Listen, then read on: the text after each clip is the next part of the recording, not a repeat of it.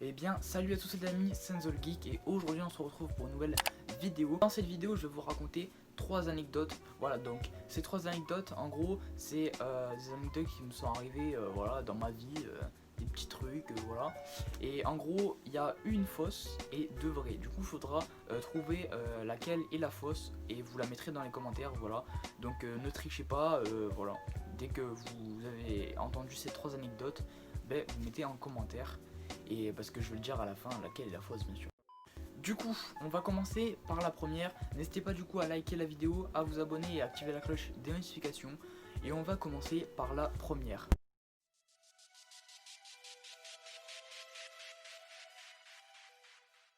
Alors, la première, ça se passait, donc en fait c'est un bâtiment qui s'appelle Aqua Club.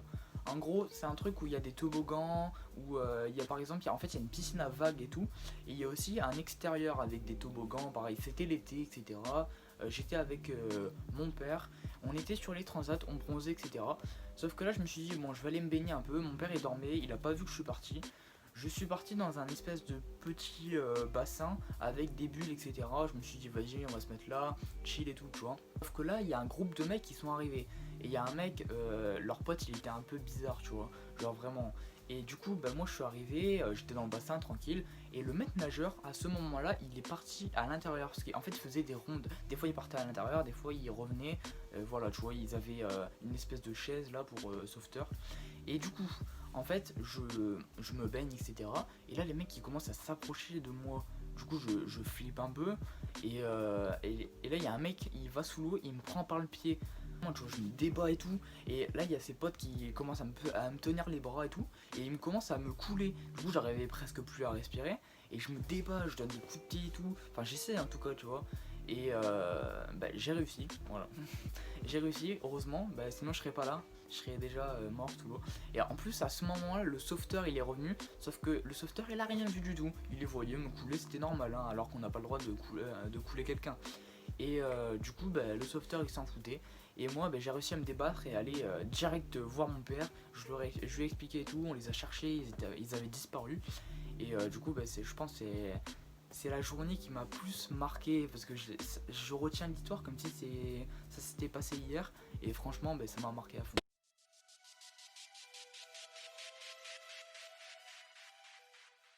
Deuxième anecdote. Alors celle-là, elle est un peu croustillante. Alors en gros, je me baladais dans la rue, voilà, j'étais avec mes parents, etc. Sauf que du coup, eux, ils étaient au magasin en face du parc.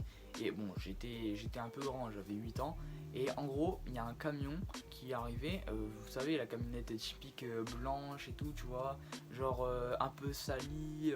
C'est le truc, c'est un peu vieux, c'est rouillé et tout, tu vois. Et genre là, il y a un mec qui vient, il dit hey, tu veux venir et tout, j'ai des chiens, j'ai des chats, tu vois. Et parce que en fait, j'étais et à côté, je caressais un chien et tout. Il dit vas-y, viens. Et du coup, ben moi, j'étais tout petit, du coup, je lui dis bon, vas-y, hein, on va y aller. Et du coup, il m'a emmené et il m'a mis dans son coffre et tout. Et là, il commence à me menotter avec la corde et tout, tu vois. Et genre, mes parents là, ils commencent à s'inquiéter parce qu'ils me voyaient plus, tu vois. Et genre, il y avait mon père qui me regardait par la fenêtre. Et du coup, bah, il me voit et puis du coup, il s'inquiète un peu. Et du coup, en fait, le mec là, il est en train de tracer sa route pour aller rentrer dans sa camionnette et partir. Sauf que là, il y a mon père qui me voit rentrer en fait juste avant dans la camionnette. Du coup, il court son sprint. Et du coup, en fait, il a réussi à me libérer des cordes et tout. Et du coup, bah, il me ramène. Sauf que du coup, le mec il sort et dit oh, c'est mon enfant, qu'est-ce que vous faites là et tout. Il dit non, mais vous êtes malade. Mon père il lui met une grosse droite dans sa tête.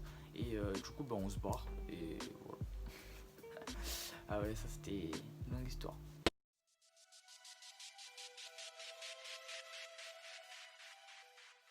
Pour la dernière anecdote, c'est la plus. Franchement, c'est la meilleure celle-là.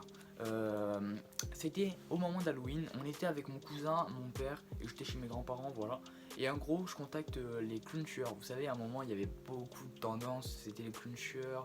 Genre, il y avait des vidéos, même il y avait des gens qui étaient morts, etc. Il y avait des journalistes aussi qui étaient morts. Enfin bref, voilà. c'était n'importe quoi. Et en fait sur Facebook il y avait un compte tendance, c'était les clowns tueurs. Et en fait on leur donnait notre ville, adresse, etc. et ils venaient. Du coup moi je décide de les contacter avec mon cousin, on les contacte et je les ai appelés, etc. Je leur dis ok, j'ai donné l'adresse et tout, tu vois. Genre en fait je leur ai donné le centre-ville à l'église du village où mes grands-parents habitaient. Du coup voilà, je vais pas le citer dans cette vidéo, mais en gros on va dans le centre-ville, il était 1h du matin. En plus je leur ai dit, vas-y venez minuit, 1h du matin, on va voir si vous êtes des hommes ou pas. Et du coup on vient et tout, et là on commence à entendre des cris. Du coup nous on pensait que c'était ça. Après c'était le soir d'Halloween, voilà, on fêtait pas Halloween, mais c'était le soir d'Halloween. Du coup ça pouvait être des enfants ou des gens qui faisaient peur. Mais du coup on les a attendus pendant 1 heure. Et on s'est même mis dans l'ambiance, on a mis des musiques d'Halloween et tout, tu vois. Et parce qu'en fait on avait une baffle Magibel, et genre on mettait de la musique à fond d'Halloween et pour voir, et on les appelait, on disait oh les clowns et tout, tu vois. Et du coup c'était trop marrant. Et ils sont jamais venus. Les seuls clowns qu'on a croisés c'était des gens qui se déguisaient pour Halloween quoi. Mais ils sont jamais venus, on les a attendus jusqu'à 3h du matin. Et après on est rentré, on s'est dit ok c'est bon, ils vont pas venir, c'est des poules mouillées quoi. Du coup nous on pensait qu'ils allaient venir avec les haches et tout, on les aura entendus en fait. On était prêts là à se battre. Non c'était tellement marrant en fait.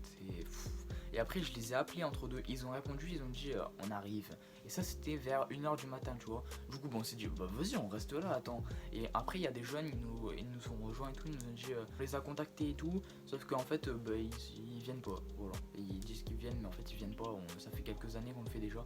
Du coup on était un peu sur le cul et franchement on avait envie qu'ils viennent mais ils étaient pas là. Voilà, sinon ça aurait été très marrant. Bon, les gars, j'espère que ces 3 anecdotes vous auront plu, voilà. Là en plus vous avez vu, je vous ai mis des petites vidéos et tout pour vous mettre dans l'action, voilà, comme à la Squeezie, tu vois, dans ces threads d'horreur. N'hésitez pas à liker la vidéo, à vous abonner et à activer la cloche des notifications, voilà, ça me fait grave plaisir. Et la fosse, c'était celle de la camionnette blanche, voilà, je me suis jamais fait enlever. Allez, peace.